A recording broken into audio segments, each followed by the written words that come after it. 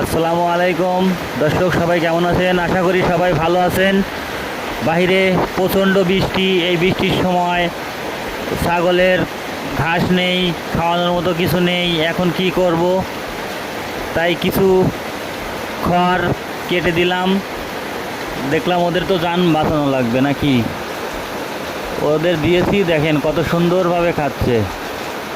এখন বৃষ্টির সময়, এখন বিকল্প রাস্তা হিসেবে একটাই বেছে নিলাম, তাছাড়া কোনো বুদ্ধি নেই।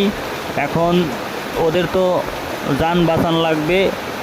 এখন ওদের ক্ষুধাটা নিবারণ করানোর জন্য কিছু খড় কেটে দিচ্ছি। দেখেন বাইরে কত বৃষ্টি হচ্ছে, বৃষ্টি এত পরিমাণ যা বলার মতো না।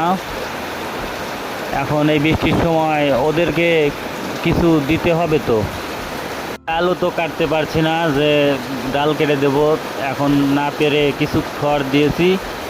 এখন খড়গুলো খাচ্ছে। আজ এ পর্যন্তই। আল্লাহ হাফেজ, সবাই ভালো থাকবেন।